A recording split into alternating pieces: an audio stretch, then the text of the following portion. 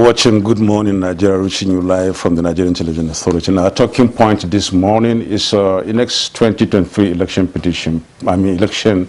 What's this petition coming in from? It's anticipatory.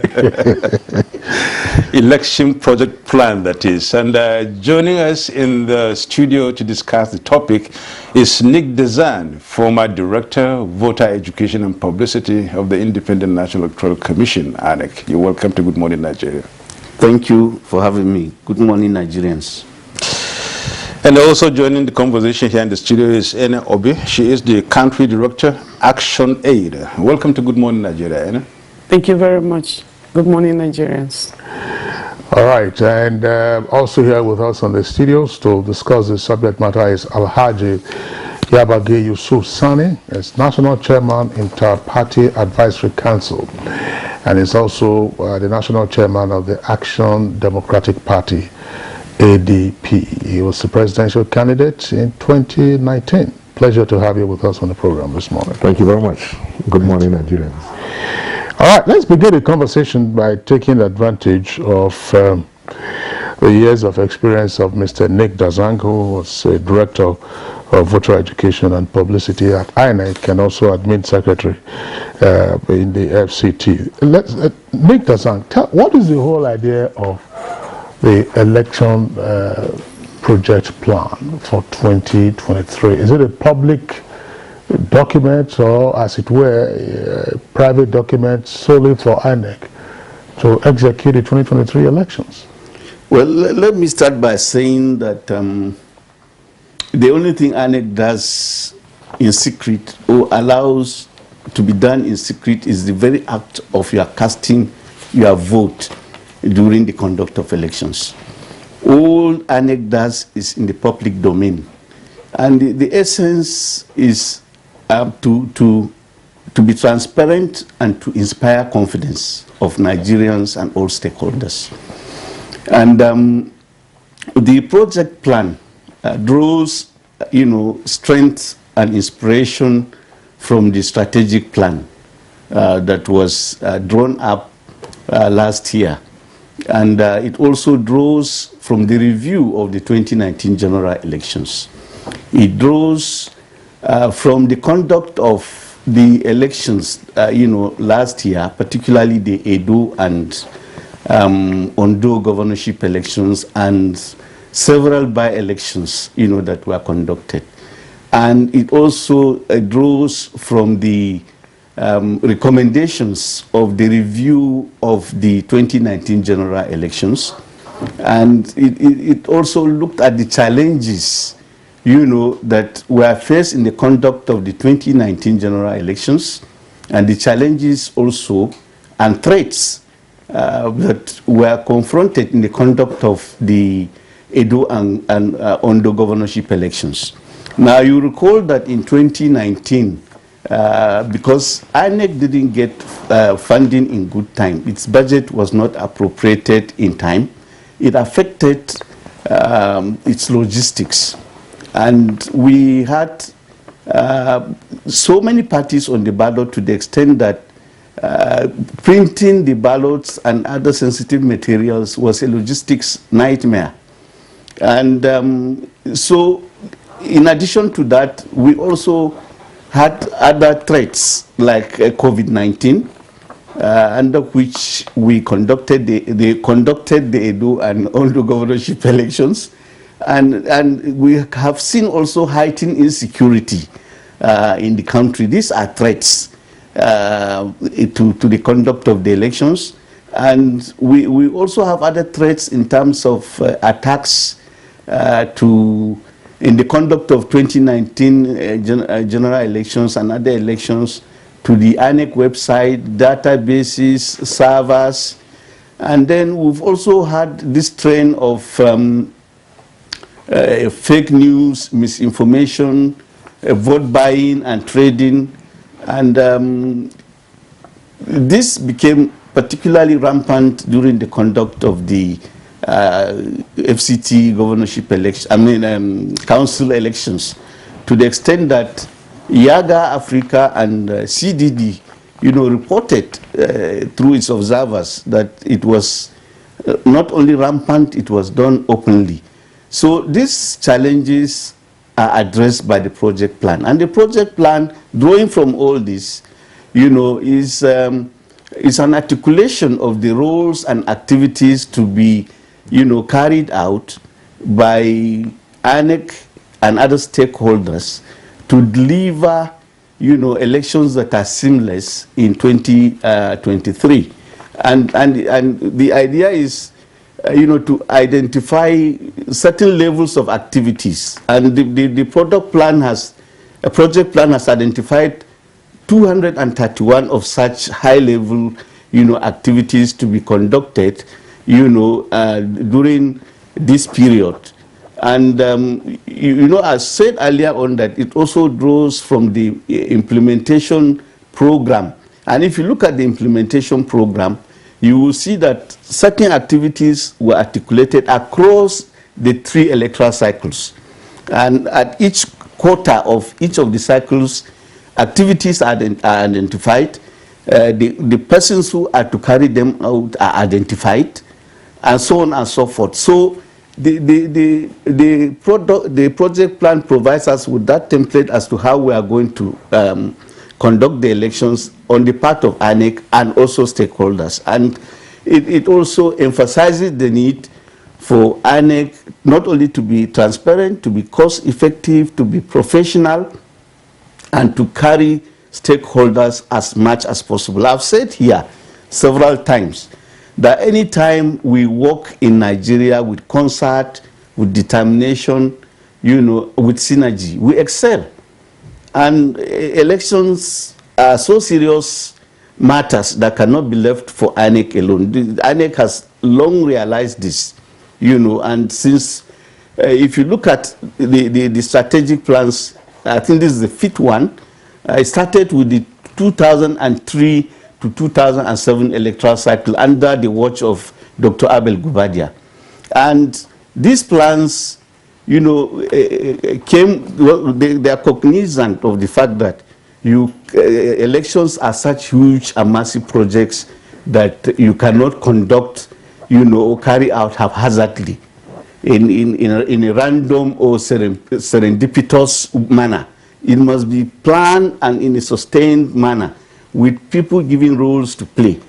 And you also notice that these plans, these strategic plans that ANEC has put in place have coincided with certain things, one of which is the introduction of technology to the electoral process, which began also. Yeah, Nick, we're going to have to pause you. You've given us and our viewers background to the election project plan. It's incisive, but of course there are a number of matters arising, even from what you have said as well as the details that have been provided. Let's bring in now NLB, Country Director of Action Aid. What's your take on this election project plan for 2023? Deja vu, or we are having a blueprint that could deliver free, fair and credible elections?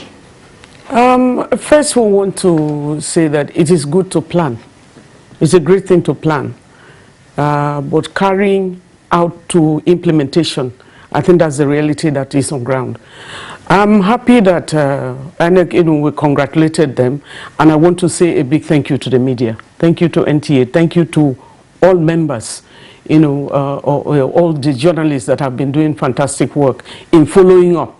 Because it's not only stopping there, and you are tracking it now. That's what you have started doing, and we hope to continue to track. I think the issue of transparency and accountability, being open in terms of communication, is helping a great deal. It's helped us, from the last year. I can see there was a bombardment of several meetings with stakeholders, in terms of what is your plan, what are you going to do about what is on ground, and I think this is part of it. At that launch, it's okay to have the strategic plan. There was a strategic plan from 2017 to 2021.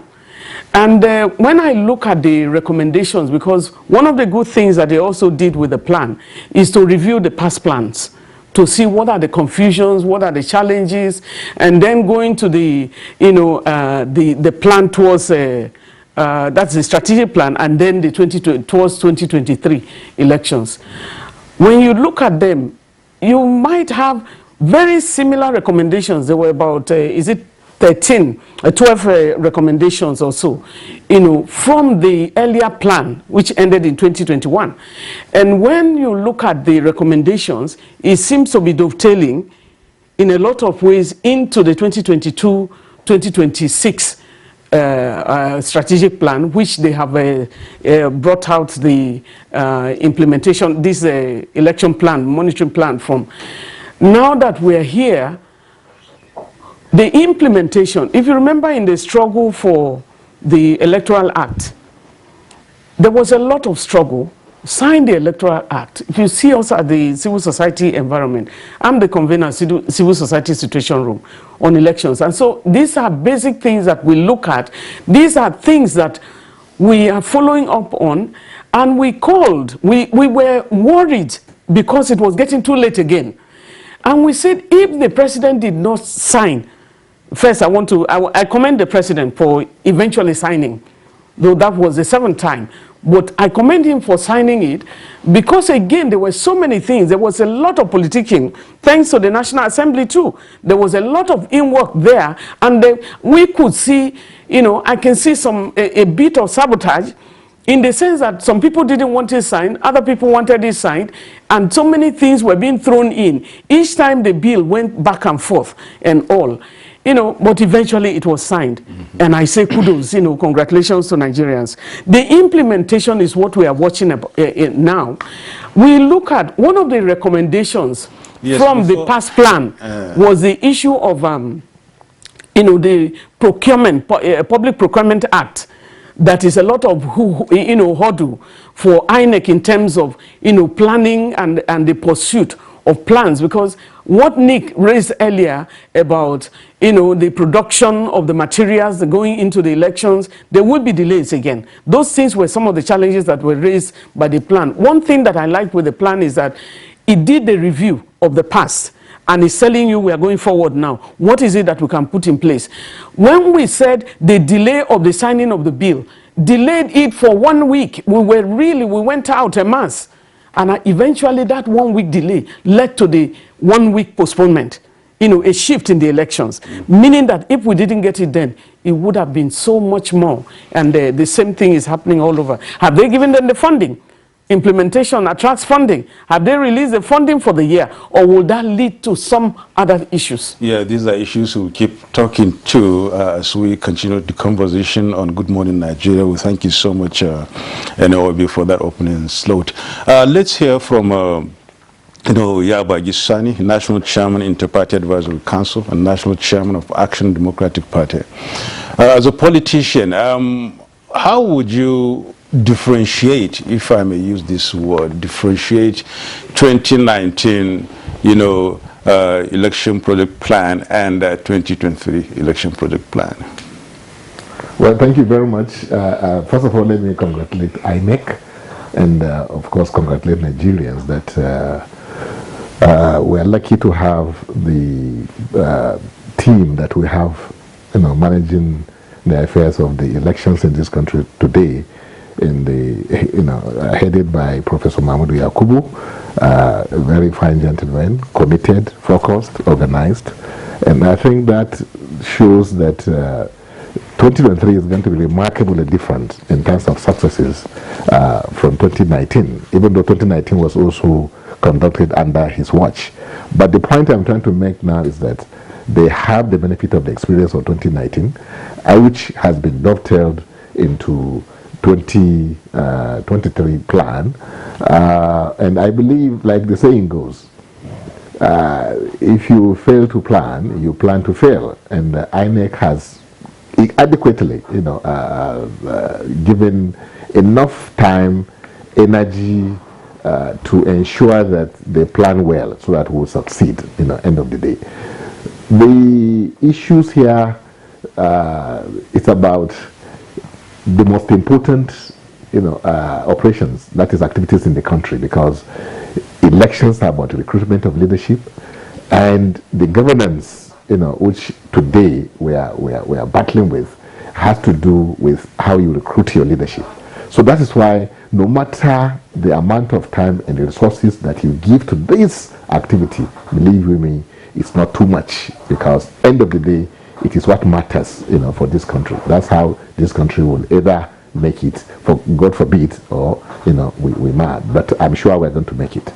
So 2023 election project plan, it's a good piece of document. It's of course, if you look at the grand norm, which is the constitution of this country, it has given INEC, that responsibility, the mandate to organize, implement, plans.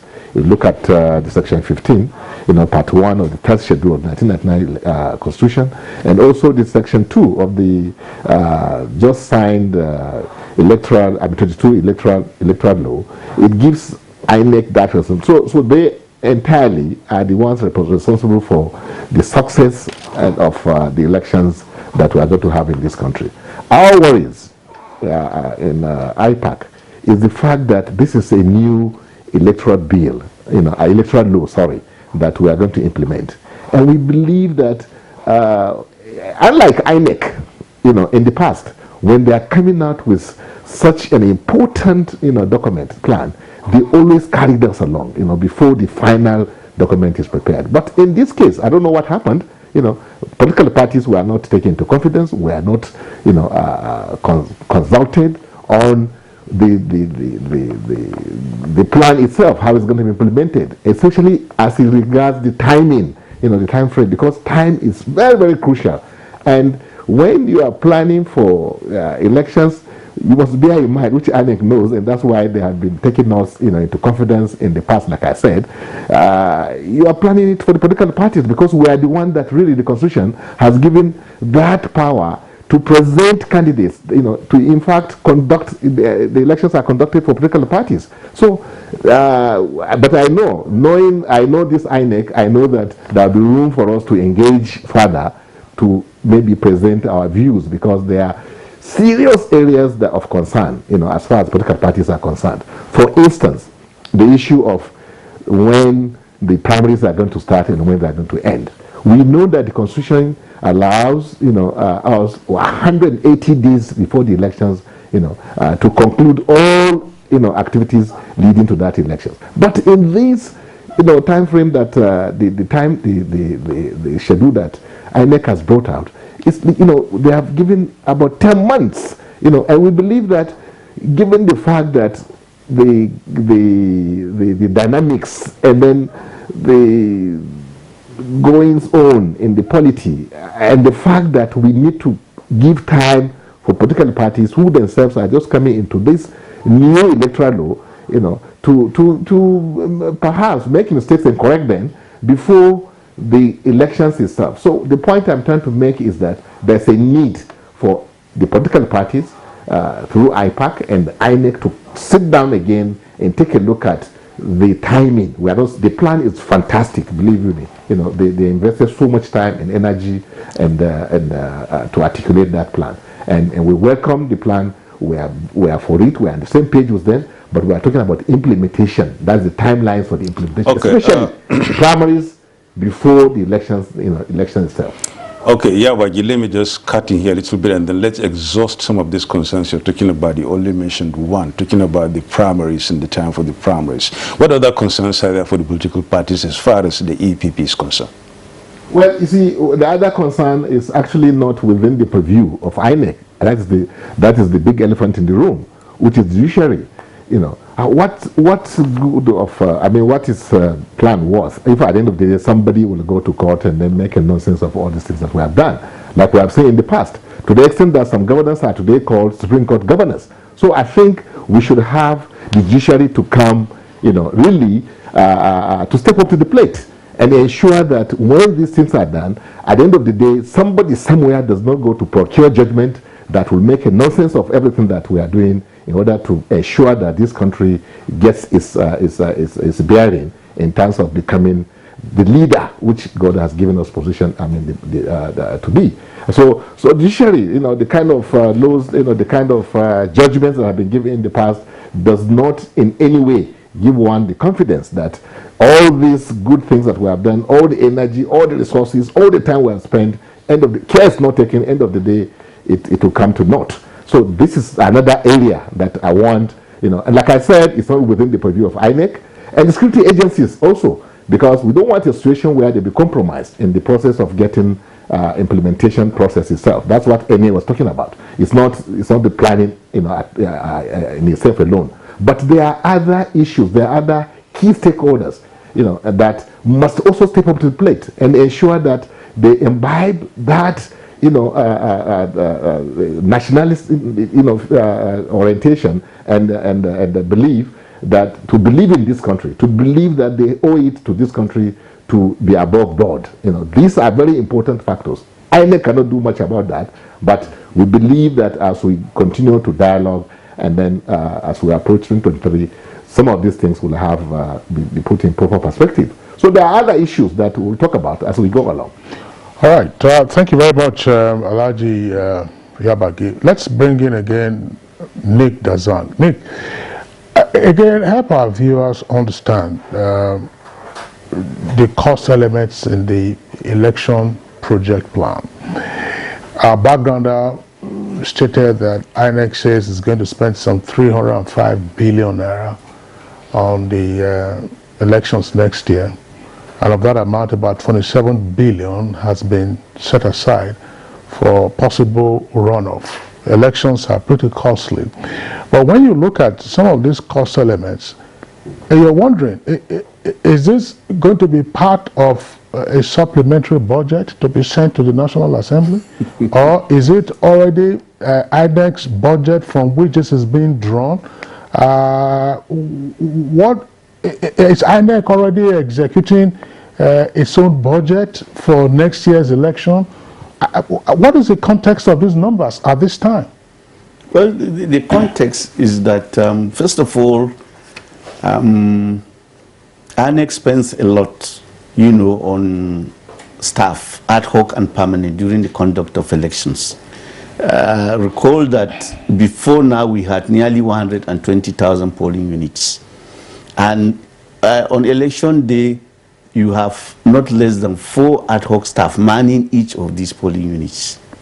Then you also have at least 2 security men or policemen manning each of these polling units.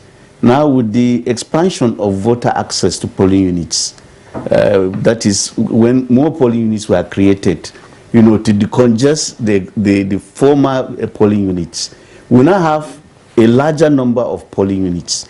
And that means that you will now have more staff, ad hoc, permanent security to pay, and you have to you pay them allowances for their transportation, for their feeding, and so on. And by the same token, you also pay the security agents. That is number one. And if you look at the number we are talking about ad hoc staff in millions, and also the security, the policemen alone that are going to man the polling units are also 500,000. So when you look at, when we conduct elections, we are dealing with like almost 2 million people, conducting the elections, and you have to pay them. That's number one. Number two, you have to print the sensitive materials and the non-sensitive materials. And because we have issue of trust, in other jurisdictions, you just in Europe, you just use plain paper and indicate your party of choice or candidate of choice, and you slot it into the box. But here there are issues of concern to the extent that these sensitive materials are printed at the level of the currency, the naira that you know. You have to put security features, you have to put watermarks, and then you now to print them abroad. You have to also transport them back and then distribute them. And then even in the course of distribution, the logistics involved is some other thing. So all these are costs. And then don't forget that most of these things are dollarized. The printing of the sensitive materials are done in hard currency. And the naira continues to plummet precipitously against the dollar. In 2015, the Naira was exchanging at less than 200, and now it is exchanging at 400 plus, you know, at the current exchange rate. So that adds to the cost. So going forward, and as our elections improve and issues of trust come in, I'm sure the cost of elections will go down. Secondly, I've been an advocate of the fact that we have a national security printing and minting company in Nigeria. Instead of outsourcing the printing of materials, you know, to other printing presses abroad and empowering those people there, all we need to do is to put the security printing and minting company in the finest fettle, put it, give it the state-of-the-art equipment that can produce these materials. And by the time you do that, the cost will go down because you are paying in Naira, not in dollars. Secondly, you will be empowering the security printing and minting company. You will also be, you know, facilitating the employment of Nigerians in that company.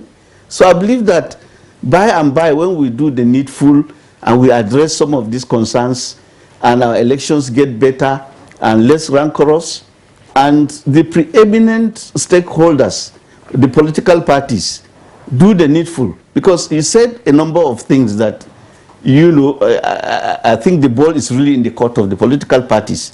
Most of these cases that result in adjudication or arbitration by the courts, with due respect to him, are caused by the political parties.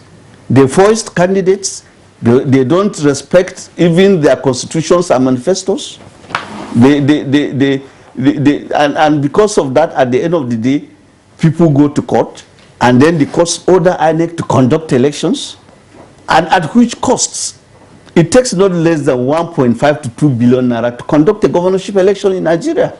And by the time you now order 3-4 governorship elections to be conducted on the part of INEC alone, you can imagine how much is going to be expended. Not to talk of other stakeholders, like even the politicians themselves, civil society, media, all people involved in elections now have to spend the kind of money they spent earlier on, you know, to observe the conduct of the elections.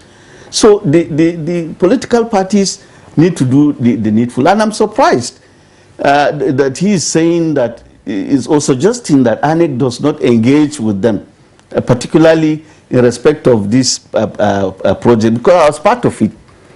I was part of this the strategic plan 2022 to 2026 was designed when I was there. I was a member of that committee, incidentally, and I was also a member of the committee that drafted the project plan.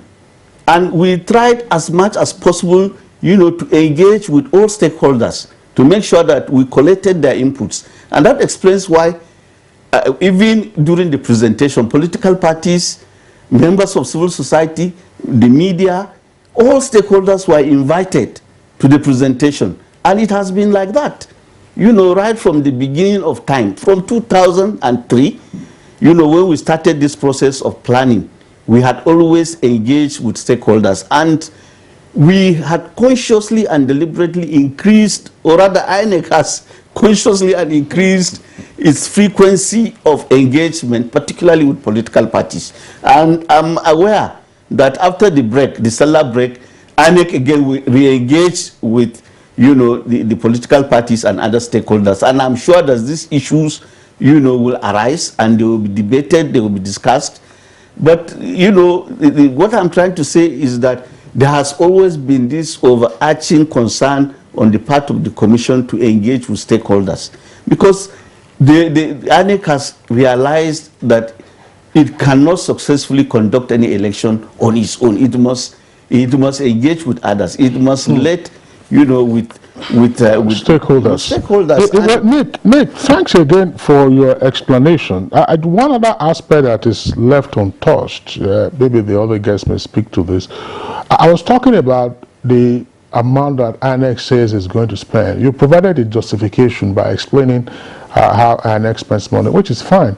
But is INEC saying that it will need 305 billion naira to conduct the election?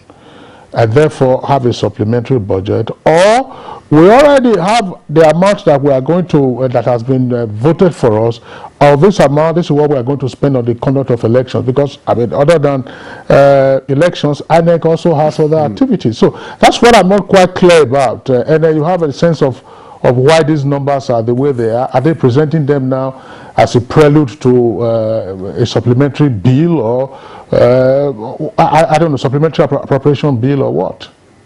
I wouldn't tell directly. I think INEC will have to answer that question.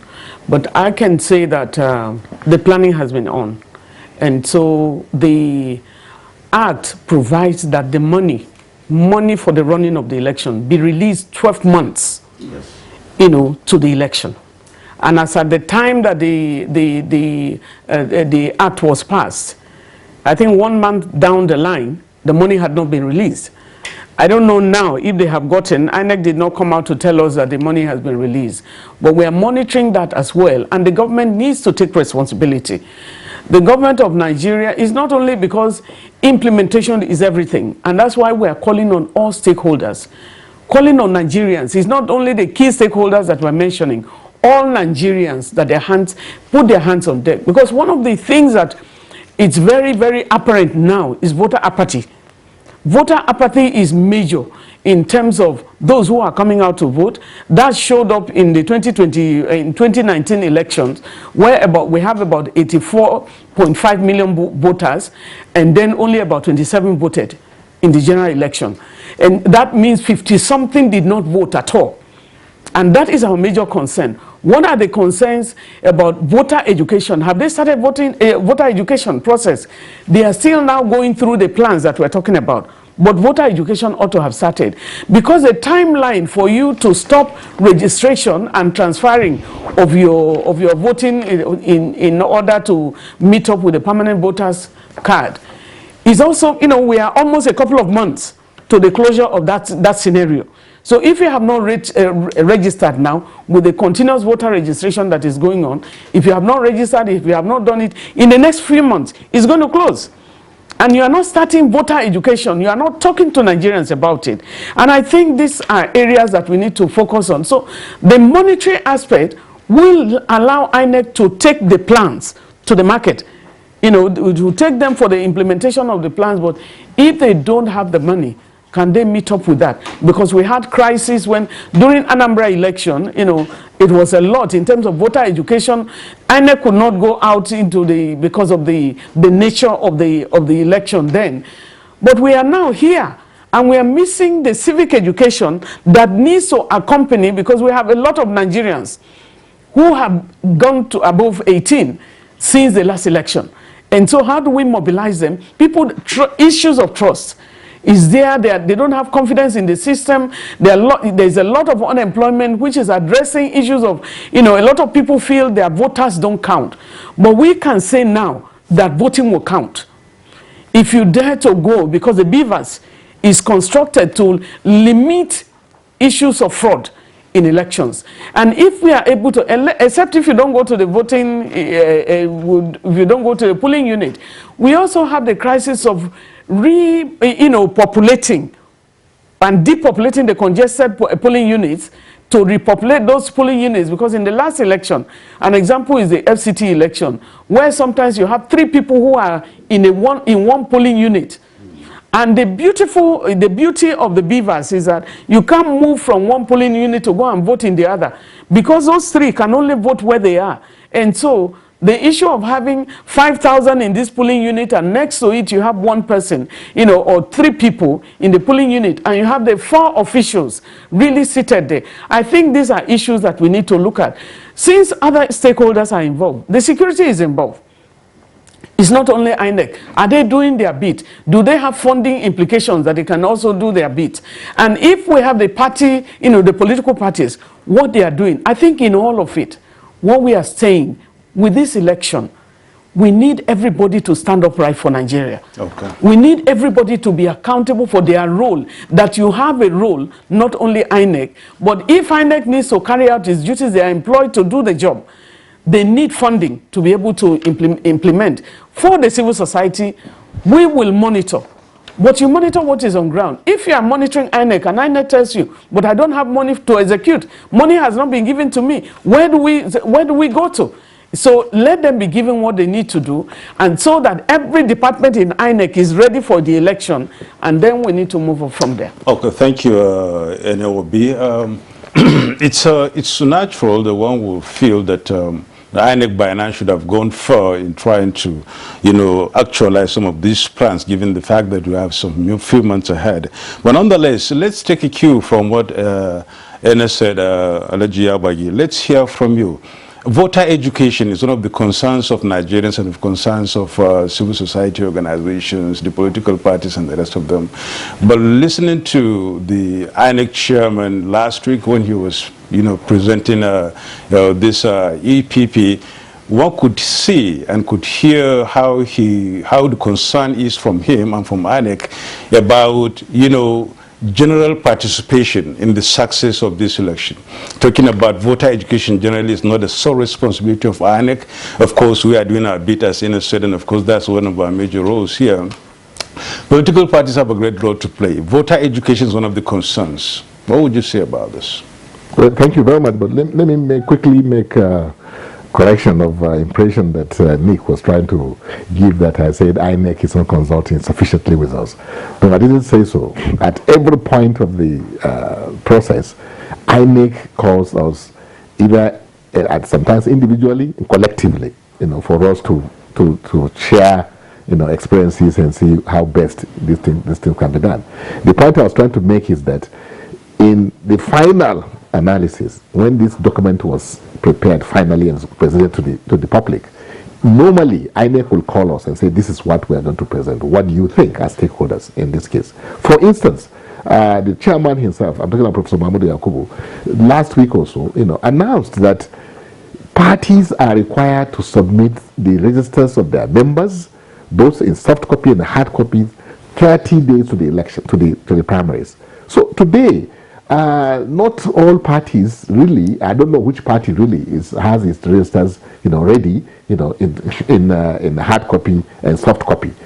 Some parties are not even technologically enabled, in terms of producing these copies. But that should be the business of the parties, not that of INEC. It is. If party managers did their job properly, why should that be an issue? No. Registration of members like INEC also, in their own voter registration, it's a continuous exercise. But when you now give a time limit that you must submit this, although it didn't say you must submit this number of members before you can qualify to conduct your primaries. But the point we are making is that whatever is worth doing well.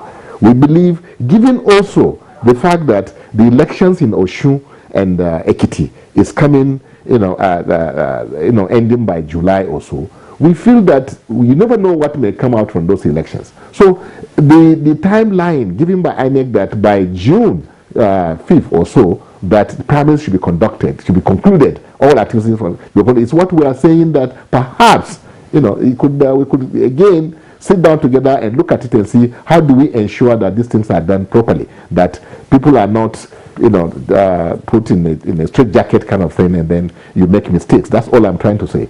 INEC has been very, very cooperative in terms of getting us to be on the same page whenever things are done like this. But this has to do with our primaries, which means if care is not taken and you make mistakes, your candidates may be exposed to some unnecessary legal issues that we may not be, because this electoral law is being tested for the first time. This is the first outing, of INEC on this new electoral law that we have. That's why we're asking that, since we have 6 months, according to the Constitution, to conclude all the processes, we can allow some room for parties to get themselves ready properly, so that we can achieve what we want to achieve. Then coming to voter education and civic responsibility of individuals, yes, if you look at the mandate of INEC, the Constitution says INEC should embark on this exercise, including education of people on sound electoral processes and things like that. The Constitution gives that to INEC.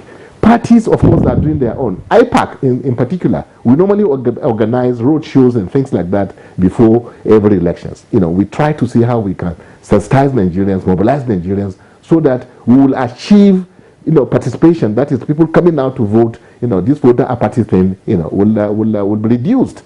But remember also that parties are not funded by any agency, anybody except the parties themselves. So this is also, and I keep saying, I don't know of any agency created by the Constitution that is not funded by the government. And I don't know why it has become an exception in the most important, you know, business of the, on the land, that the government will say, no, we're not going to fund you. You know, go and do it. And then here again, you are saying that you don't want money backs to hijack the process. You don't want to monetize the process. And you have left the parties to their own fate. So these are issues that I think we must interrogate as we go on, so that we can get it right and get it right. Even in America, you know, electioneering processes, parties are funded, you know, one way or the other. You know, so it's not anything that it's not like a favor that you are doing to the political parties. So we are asking the government to take a second look, National Assembly, you know, to see that, you know, because if they say who pays the piper dictates the tone. If you leave the parties to the vagaries of those who have loads of money, then you have to live with whatever the outcome is. So I agree that, you know, I commend INEC, you know, everybody does, because it's a different scenario we are going to have in terms of the involvement of electronic systems, of managing the process, and in terms of when you look at even the mindset. I'm talking about the orientation and the demonstrated commitment of the personnel, you know, in INEC. Believe you me, there's no way you will not have confidence to believe that end of the day the process will be a successful one. Yeah, but I'm not cutting you short. But yes, my concern, and of course concern of Nigerians here, is the issue of voter apathy. No organization, I would say, requires the votes must like the political parties, because they are the ones that try to get people to vote for them, and then with that they count the numbers, and there they go. And they coordinate this and then see to it that their votes count. But only when they vote is when the votes are going to count. Now, voter education is one primary thing here. Until the apathy is gotten rid of, we cannot really be sure of the fact that we would get the votes we require as political parties. All right, that's what we are saying. And exactly. How far? I'm on the same page with you. But the point I'm trying to make is that if we understand the fact that voter education is very important, you know, to also give the Nigerians, you know, their civic responsibilities, rights as far as elections are concerned, then why not make some funds available to parties, particularly to engage in that exercise? This is so important. And since it's only political parties that can reach, you know, far and wide, you know, deep into the every corner of this country to mobilize people, why don't you do that? You know, as a matter of policy, as a government, that we are giving you these funds and this is what we want to use it for. And then you monitor. You can go back and check how the money was expended, like you do with all other agencies of government. So you have. I don't know, Alhaji, Honorable, let's clarify this point. There was a time when political parties were funded, and then we started having portfolio political parties, where the office of the political party will be in the boys' quarter of the chairman, and people were formed political parties simply to access government funding, and thereafter they closed shop until the next cycle of election. And after a while, of course, this was deleted to say, go fend for yourselves. And if you have members, as we had in the First Republic, if you have members and they pay subscription fees, let's give it just a plain example. Assuming a political party A brags that it has 10 million members, 10 million members paying 1,000 naira each. Calculate what that would be in the coffers of the political party. You're talking about, Alhaji, you're talking about voter education and the need, you know, for the government to fund political parties. But voter education is a multi-stakeholder business. Civil society is available, INEC itself is there. Even the government itself is also involved through the Federal Ministry of Information at the national level. But political parties are the beneficiaries of the votes. once the votes get harvested. So why would political parties use? It is not everything every time you come on television by way of advertising or using billboards. There are all kinds of fora that political parties interact with their members and others. They could utilize that. And I think that that's the point that my colleague was talking about. And then you also said something about the new electoral act being the first time it is going to be tested. We're not having, so to speak, a brand new electoral act. But we've conducted elections under the basis of previous electoral act, and the longest reigning was the 2010 electoral act, which has now been repealed and then reenacted as the 2022 electoral act. It doesn't require any magic. There are issues there to be sorted out. If INEC says political parties bring your registers of members before you conduct your primaries, I think that's a legitimate requirement. I think that the INEC is insisting on that because you cannot have credible primaries without a credible register.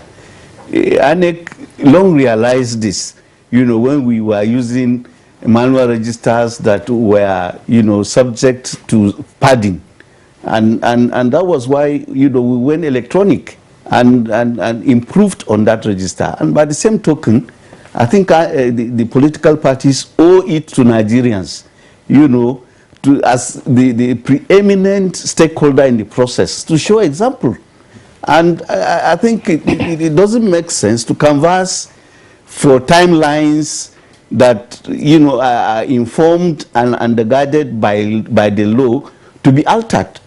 These timelines that INEC gives are informed by the same Electoral Act 2022 and the Constitution.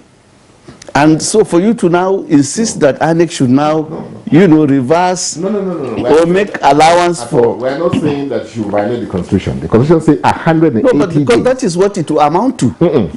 Because these timelines, the timetable and schedule of activities, yes, that was issued by the Commission a day after the Electoral Act 2022 was, enacted, was predicated on the Constitution and the Electoral Act. Yeah. And so to now subject, it's And not, a desire, I heard at the time, which was reasonable, to say, look, whatever litigation would arise from your primaries, cantankerous litigation, can now be sorted out. Will be sorted out before voting, and then INEC is in a position to then prepare its final documents, namely a ballot paper, not on the eve of the election.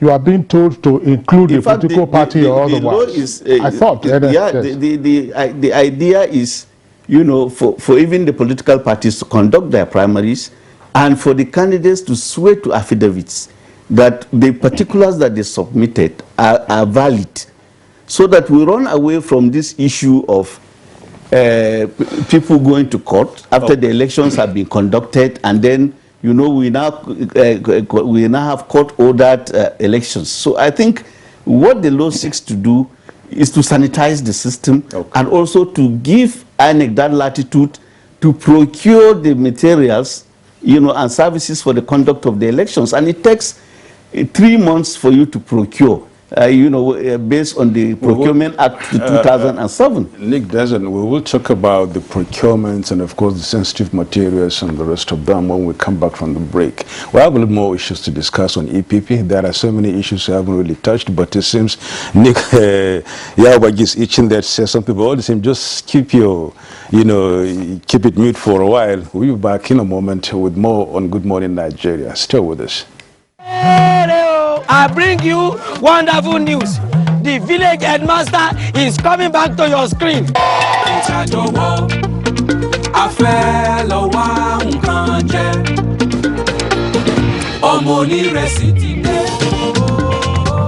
Rugged, yes, school. I don't know for you. It's called Oja Village. We know happy at all. And I know that even you too, you are getting a lot of orders. We are trying. I love you so much. And how did I give you the impression? 50-year anniversary. You mean anniversary? Everything, that is why I talk with that now.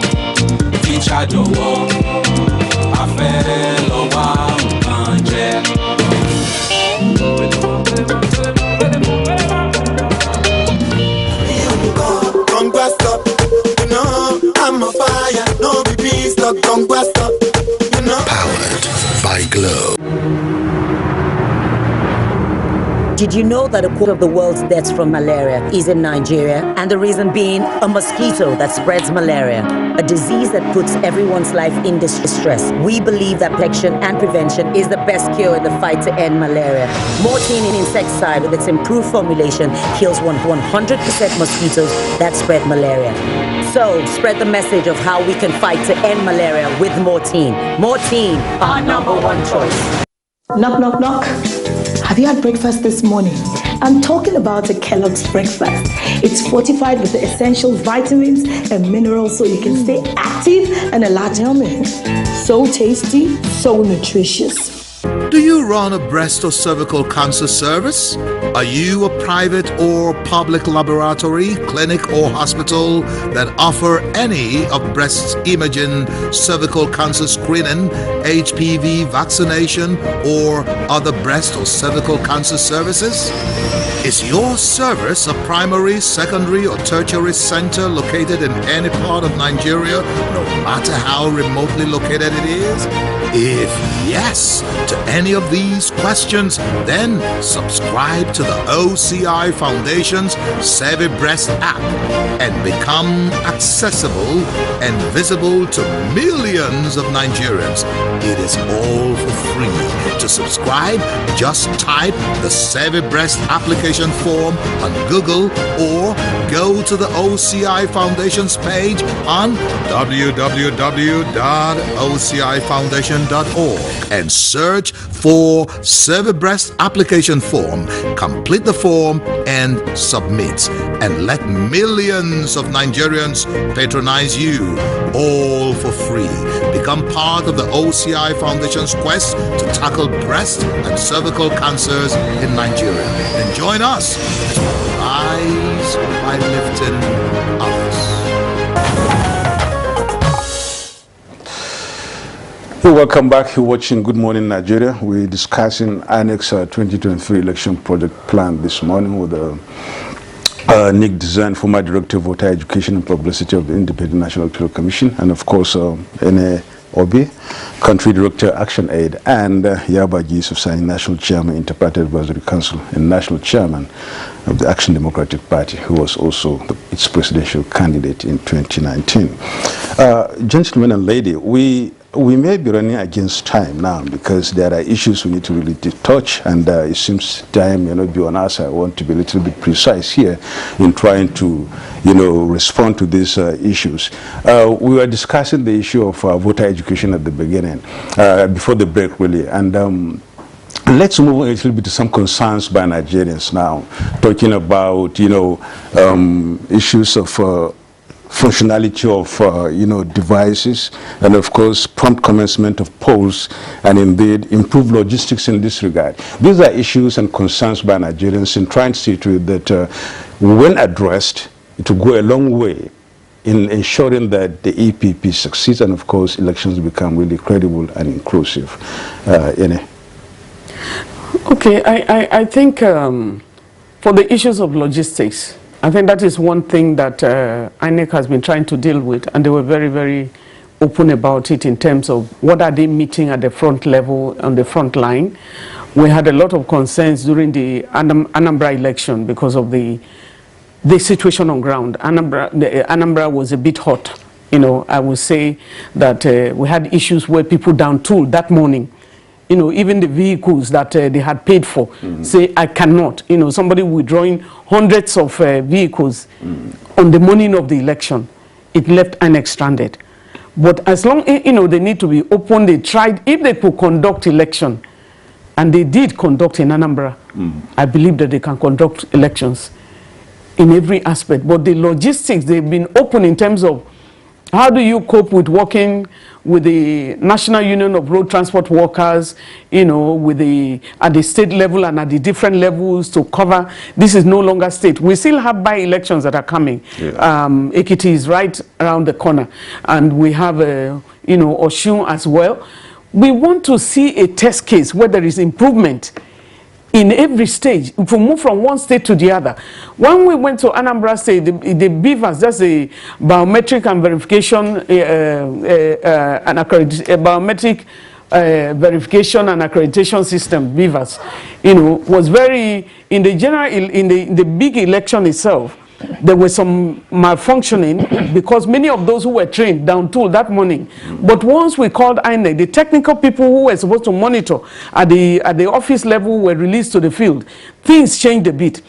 In the by-election in Ihiala, BVAS was working perfectly. And BVAS that we're talking about, it works perfectly in Ghana and everywhere. So we need to look at the issue of technology. But on the area of logistics, they can do better.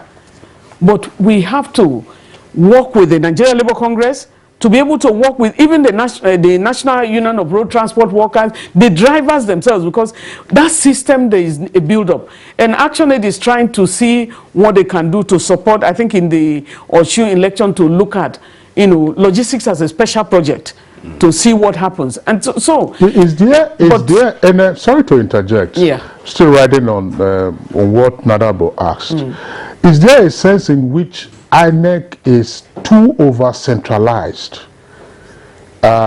Because you would expect that as you have RECs, RECs ought to, I don't know how the system works, ought to be in a position to handle some of these aspects, whether of logistics or otherwise.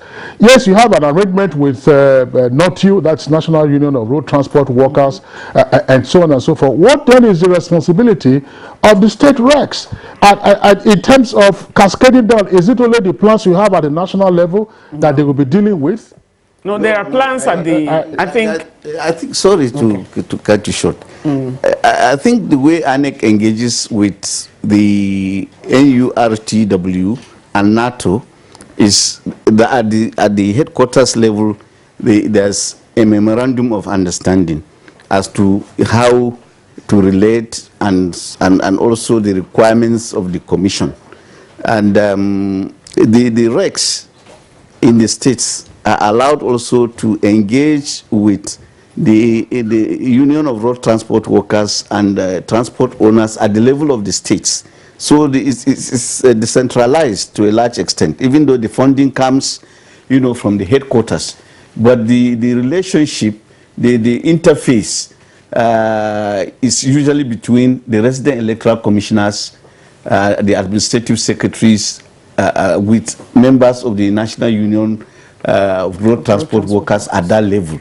But the leadership of the two, that is NURTW and NATO, also cascade their orders based on the understanding that the commission has. MOU you have at the national level. The other point, I think one of the things that we need to look at is to remove the bureaucracies. Yes. Because there are some times that before the money reaches the drivers, there are issues at that point. And so we need to do that. On the civic education, I want to bring us back to the fact that we have the National Orientation Agency. That's the arm of government that is in charge of civic education. But how do we bring them in? Because they have representation. They have political scientists in all of the 774 local government areas. How do we make use of them? They have these big vehicles, which they are now using, which I think is a comeback, for the Ministry of Information. Because when we were young, you have these giant trucks that they roll about. Whatever message the government of Nigeria wants to take to a remote area, they were able to take it. What is happening to them now? We need them for this election. It's very important. All that collapse. It's important if the government wants citizens to get it right, because sometimes we feel that the government don't want citizens to get it right. And we are talking of the future of Nigerians. We are talking of the future of Nigeria. And all hands needs to be on deck, because INEC is created to say they want to be the best. That's your vision. You want to be the best electoral management body in the world, but you are in Nigeria, and the progress of managing the elections in every state. So when we get to Okiti and we are monitoring, we want to see the systems work. We want the next level. We want the political parties, and that aspect of registration that we're talking about. How can you have members and you don't have their register? It means you don't have members. If you have members, they ought to have been registered. We have many young people who are graduates of computer education. So you can employ them to document. The world has gone to high tech. If we don't have registration now, it is the political parties that will tell how many people did you register for that state, How many is the voting population? And so we want to see the deepening of democracy from even the voting process as they conduct the primaries. I don't think we should be so much bothered about registration of members in political parties now, because it's almost too late for us to be doing that. I'm asking for the register. Where is the register? We the need political to party should really produce that for INEC, and then so that INEC can really work with it. But it's always been said that INEC is after, delivering free, fair, credible, transparent, and this time around, inclusive election. And of course, the inclusiveness is what is really counts. And I want you to come in at this juncture. I don't know how the EPP should have addressed that, because talking about people with disabilities now, and especially at voting units and polling units, and of course, the issue of them having this voting seamlessly. I don't know how, what is there in the EPP, all right, in order to see to it that these class of Nigerians it's excluded, and of course are being given, the appropriate environment for them to really cast their vote seamlessly. I think, like we said, there was a law on ground before the Electoral Act was passed. And so INEC has been trying in terms of gathering data on people with disability. And what they're trying to do is looking at the issue of RAM, looking at, looking at the different level of disability and making provisions for it. In the past elections, down to the FCT elections, we have not seen quite an improvement because of magnifiers for those with albinism, and then those who are the people with disability that are on the ground, the cubicle is too high for them. Yeah. And so we have taken that feedback to INEC, because when you monitor from the civil society situation room, each time we do a monitoring of election, we submit our total report, and we printed report to INEC to see what you can do, what can you improve upon. And so INEC has listened to that, because those who are lower that cannot come up, it meant that they needed somebody to help them to vote. It means that person, that secrecy of the ballot cannot be there. But we see improvement. We see improvement for those who, at least the new voting cubicle is more private than the others, but we can do a lot better. The priority line that has been created for people with disability, the elderly and nursing mothers is an improvement. And I think if they keep to that, but they need to pay attention, because the population of people with disability in a national election is quite high. For the state, we want to see more improvement, as we go to Ekiti and Osun as well. For the security, I think the security environment, security agencies, we had a lot of improvement. It's a lot of improvement again. But when you have the security people who are supposed to monitor the issue of vote buying, and they are seeing it and it's happening, and they are not, I think the police can be inducted enough to be able to enhance the cutting down fraud in an election, corruption on elections. And so, there is a lot. And then women's issues, women inclusion. You're talking about see and buy.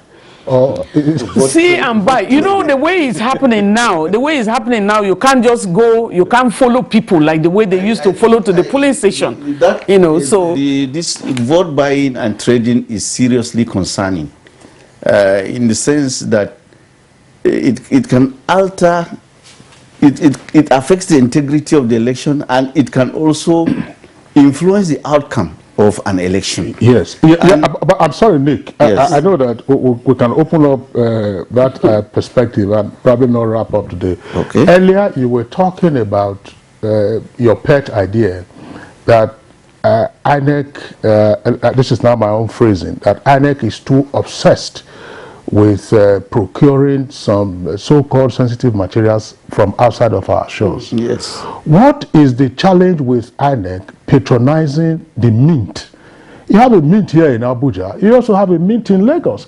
And then there are also a number of security printing companies that are recognized by government. In Nigeria. Yeah. Some of them printed checkbooks when checkbooks were fashionable, and I think they still are. They also, every time you say it will take us 3 months to place an order for this to come, are there spirits that are printing these things abroad? Well, I think what really happened was in 2011. Before 2011, we had always patronized the security printing and minting company.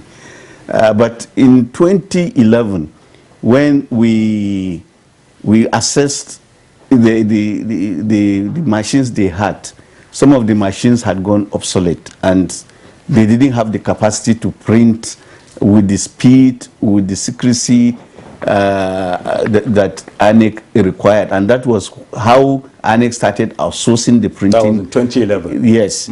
So, but I believe that between that time, between 2011 and now, we should have seen an improvement in the affairs of the mint to the extent that ANEC can now find recourse in it to print, sensitive materials. That's my argument, that all you need to do is to make a case with the government which funds the elections, to say that, look, this things... What my colleague is saying is 11 years after, we're still going out. Yes. I know in some states, where even receipts and whatever are being outsourced, some state governments insisted that their minting and printing, departments in the state should do that, at least to save cost, and they even empower the... So as you do your strategic plan, what was their involvement of the stakeholders? These people that are supposed to be those printing. How do you take them on board from the beginning of the plan so that they are prepared? I know also that there are local elections, like by-elections, that ANEC has patronized local printers. But for general elections, they are outsourced abroad. But my argument has always been... That is the point. That there's an executive order saying by Nigeria. Exactly. So, and then you now facilitate. You make sure that you put in place state-of-the-art machines to do this work and the requisite staff to do it. And I think that will reduce a lot of cost. But let me just throw this in. In the 1994 first non-racial elections in South Africa, when the elections stretched beyond the number of days that they had indicated the elections would take, and they ran out of ballot papers and so on and so forth, the South African government under F.W. de Klerk at the time mandated the military printing press to print ballot papers, and then they used military helicopters to deliver those ballot papers to hard-to-reach locations, Kazankulu and elsewhere, where people then voted. And those votes counted. So every time just outsource. It's capital flight. It's unfortunate, really. I think the government is listening to this. Yeah, but you on the final note, please, 30 seconds. Okay, on the final note, I want to correct an impression here because, for instance, my political party, Action Democratic Party, we have a website. Today, you can register within 2 minutes and become a member, www.adb.ng. And I'm sure other parties also have their website where you can go and register and become a member. And because it's automated, you can just print out the names, like this, without any I hope you are cognizant of the fact that we may charge you for commercializing your party. No, it's an important information that is required so that you know that political parties are not just there, they are not, up to the speed, as far as the issues are concerned. Okay. Number two, we are talking about printing of the ballot papers, which is very key. I think the issue here is about credibility. How independent is the print? Because government that you are talking about is involved. It's a player. It's also participating in the elections. And perhaps if you allow the minting company to print for us, how are you sure that somebody in government will not influence what they are doing? But the laws are there, Nick. Precisely. Because if you the laws are there, but the damage has been done. And we know that is it not possible? Once they have gotten away with something, you go to court. You are just wasting your time. No, is it not possible to also insist? The laws have been there on the enforcement of the law, because it is a criminal offense for you to print ballot papers. It is not sufficient to say that, somebody could... I think that... It's a criminal offense. I don't know, Nick. His fears can be allayed. Because even as it is now, whenever these sensitive materials are procured, they are deposited at the CBN. And whenever INEC distributes these sensitive materials, they invite political parties to oversight the distribution. To make sure, to satisfy them. No, you can also be invited to the place so that you satisfy yourselves that nothing untoward is happening. I think I commend INEC for what they are doing so as to introduce gentlemen and ladies, I think we're running short of in time here. We need to call it quits at this time. What it is. Yeah, Wagi, thank you so much for being part of Good Morning Nigeria this morning. Nick Design, it's our pleasure. Also, Nick Design is former Director of Voter Education and Publicity of the Independent National Electoral Commission. Ene Obi, she is the Country Director, Action Aid. Thank you so much for being part of this program. Thank you for inviting us. But we just want to say that we want more declaration by INEC of results and not cuts. All right, so that's the great. judiciary should come in. INEC is listening, really. Let's get to the world of sports. Rangers kept their continental hopes alive after a comprehensive 3-0 victory against Kwara United on Sunday. The Flying Antelopes dominated the opening exchanges and scored all 3 goals in the first 18 minutes of the game. O.C. Martins gave Rangers the lead in the 4th minute, while Chidebere Wobodo added the second 7 minutes later. Martins scored the 3rd in the 18th minute. The Enugu Rangers are 3rd on the log with 41 points from 25 matches. At the Pantami Stadium, Gombe United defeated Katsina United 1-0. Holders Akwa United also recorded a 1-0 win against Lobby Stars in Uyo. Babatunde Bello's 39th minute strike gave the Promise Keepers all 3 points in the game.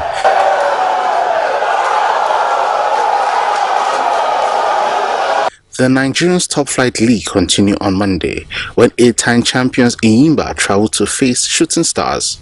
Rivers United seek to stay summit on the NPFL log when the host Niger Tornadoes visit, while Raymond Stars travel to Jos to do battle against Plateau United. And in tennis, Andrei Rublev denied Novak Djokovic a first title of the season by beating the world number 1 in the final of his home tournament at the Serbian Open. World number 8 Rublev dominated the deciding sets to win 6-2, 6-7, 6-0. Andrei Rublev is the Serbia Open champion. His 3rd title of the year. All right, so that's it for us on Good Morning Nigeria today. Deep thanks for being with us. We're back tomorrow, same time, 7 in the morning. Look after yourselves. I'm Kingsley Osadolo. And I'm Yusuf. Please do have a great day.